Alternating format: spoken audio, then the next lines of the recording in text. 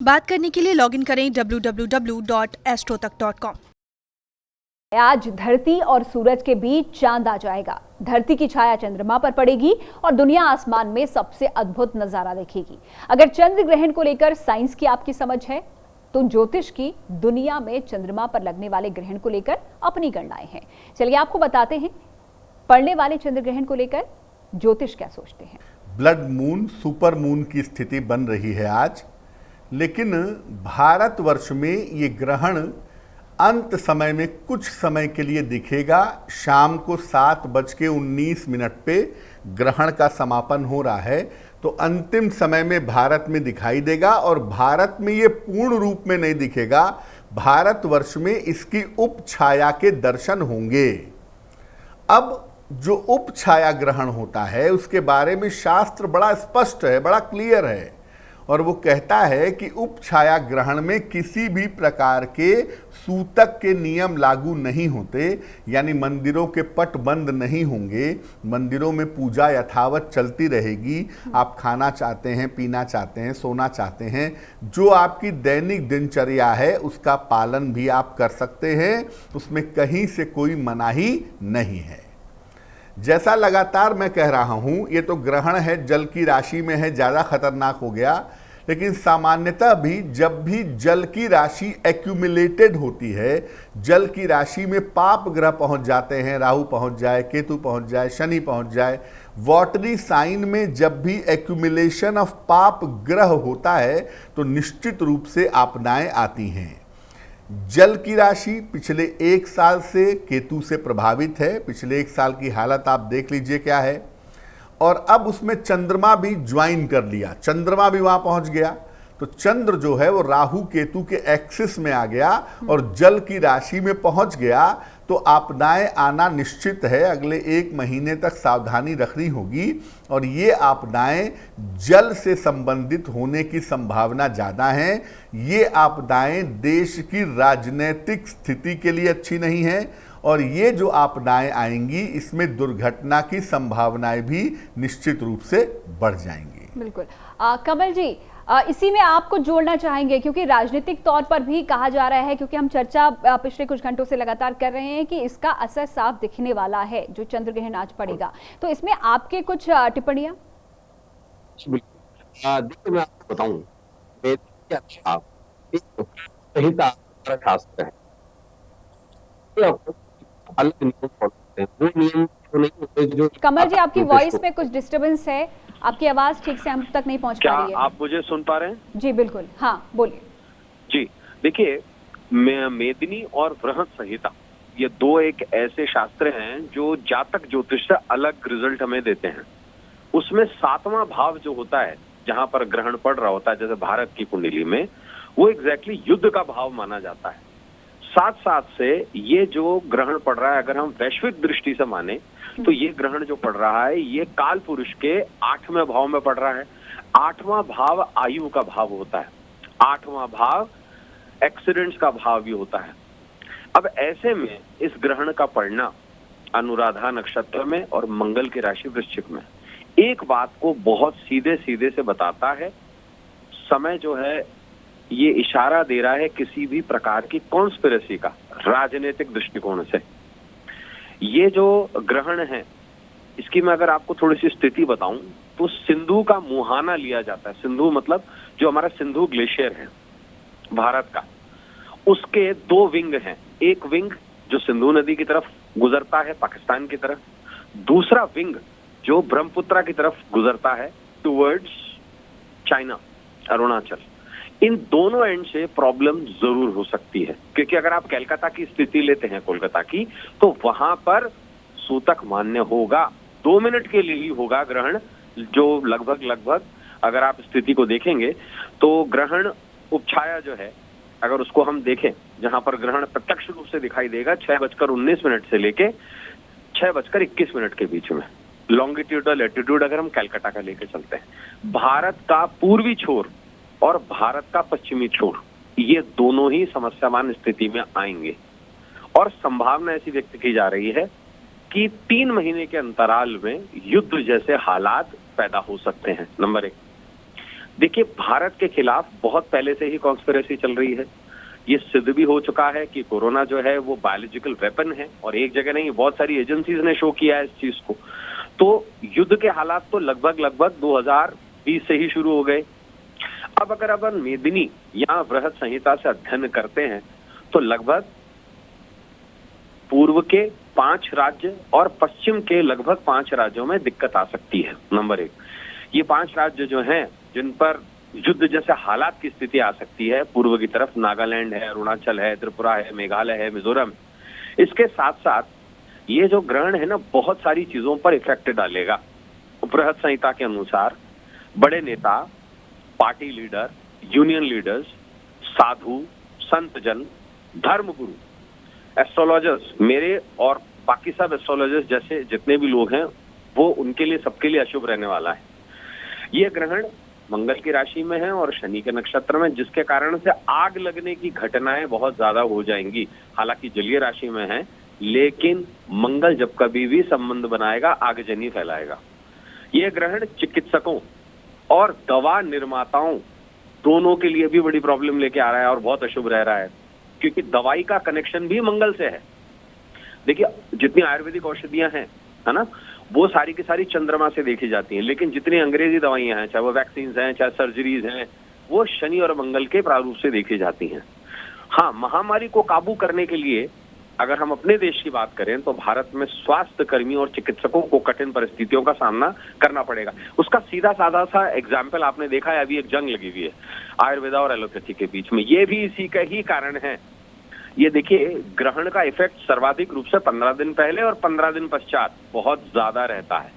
अगर हम थोड़ी सी एक बात करें राजनीतिक दृष्टिकोण से, जो भारत के सर्वोच्च नेता हैं सिलेक्टेड, उनके ऊपर बहुत ज्यादा प्रभाव पड़ेगा। और मैं आपको ये जरूर कह सकता हूं कि कुछ राज्यों के मुख्यमंत्री की जो कुर्सियां हैं ना, वो भी खतरे में आने के योग दिखाई दे रहे हैं। ऐसी पूरी संभावना जरूर बनती हुई दिखाई दे रही है। और ये जो ग्रहण है बेसिकली, हालांकि कुछ एक महामारी में जरूर कमी लेके आएगा, ये तो तय है, लेकिन इसके कारण से जो किसान आंदोलन है वो थोड़ा सा ज्यादा उग्र हो जाएगा। जैसे मैंने कहा, जितने भी यूनियन लीडर्स हैं उनके लिए भी बड़ी ये समस्या वाली स्थिति रहेगी। सरकार दमनकारी स्थिति में आ जाएगी, केंद्र सरकार और जितनी भी राज्य सरकारें हैं, और कई ऐसे मंत्री हैं या चीफ मिनिस्टर्स हैं जिनकी कुर्सियां हिलेंगी। ये जो राजनीतिक दृष्टि से ये भूचाल है एक तरीके से। इसके अलावा अगर हम थोड़ी सी ये बात करें कि प्राकृतिक दृष्टि से, तो जलीय राशि में ग्रहण है, किसी भी तरह की सुनामी या बहुत ज्यादा बारिश से इनकार नहीं किया जा सकता। और क्योंकि अनुराधा नक्षत्र में है, इसलिए वायु से भी आघात होने के योग हैं। तो इसलिए ऐसा जरूर हो सकता है। हम देख भी सकते हैं कमल जी, आज जो यास तूफान हम इस वक्त जिसकी बात भी कर रहे हैं, महा तूफान की, यास तूफान हवा से रिलेटेड हो, पानी से रिलेटेड हो, कहीं ना कहीं इसको हम चंद्र से ही जोड़कर देखते हैं। प्रतीक जी, इसका असर अब दिख रहा है। पश्चिम बंगाल हो, उड़ीसा हो, वहां पर जो तूफान कहर बरपा रहा है, चंद्र ग्रहण को ही हम यहाँ पर कहीं ना कहीं कह सकते हैं कि इसका एक कहीं वजह हम मानते हैं, क्योंकि चंद्र ग्रहण को प्राकृतिक आपदाओं से जोड़कर अक्सर देखा जाता है, और इस वक्त जो प्राकृतिक आपदा है वो यास तूफान के रूप में हमारे को सामना उसको हमें करना पड़ रहा है। तो देखिए, जलीय ग्रह जल की राशि, तो जल में उथल पुथल मचना बड़ा स्वाभाविक है। और अभी कहीं ना कहीं इसके पहले भी एक तूफान आया, अब ये, तो 15 दिन पहले से 15 दिन बाद तक ये सब होना बड़ा ही स्वाभाविक है। जलीय ग्रह चंद्रमा जल की राशि में है और पूर्णिमा की स्थिति में, खास तौर से हमेशा पूर्णमासी के दिन ही क्योंकि चंद्र ग्रहण पड़ता है, तो निश्चित तौर पर इस तरह की संभावनाएं देखी जा रही हैं।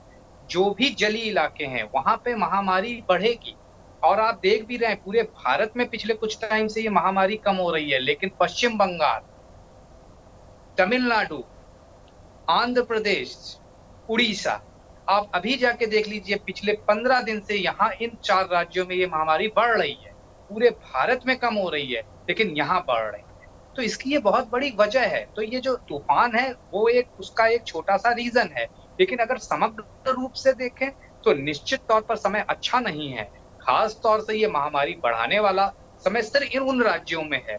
और जैसा कि मैं पहले ही कह रहा हूँ, ये उपछाया चंद्र ग्रहण है, भारत पे कोई प्रभाव नहीं है, लेकिन 4 मिनट तक ये दृश्य होगा, इसका प्रभाव होगा, भारत के अंदर भी होगा, इम्फाल से लेके मणिपुर से लेके उड़ीसा से लेके कलकत्ता तक इसका प्रभाव होगा। तो इन राज्यों में उथल-पुथल सर्वाधिक मचेगी और इनसे जुड़े हुए राज्यों में उथल-पुथल मतलब सर्वाधिक मचेगी और यहीं पे ही समस्याओं का एपिसेंटर होगा। बाकी जो राज्य हैं, जैसे कि उत्तर के राज्य हैं, इनको थोड़ी राहत मिल रही है आने वाले समय में। और जैसा कि इस ग्रहण के हमने दोनों पहलू बताए, एक तो शुभ पहलू है, तो वो शुभ पहलू कहीं न कहीं उत्तर और पश्चिम की तरफ रहेगा और जो अशुभ पहलू है वो पूर्वोत्तर राज्यों में ज़्यादा रहेगा, पूर्वोत्तर क्षेत्रों में ज़्यादा रहेगा। तो वहाँ के लोगों को बहुत ज़्यादा ध्यान रखना है और जो हम पूजा-पाठ बता रहे हैं, जो उपाय बता रहे हैं, वो ज़रूर करना है।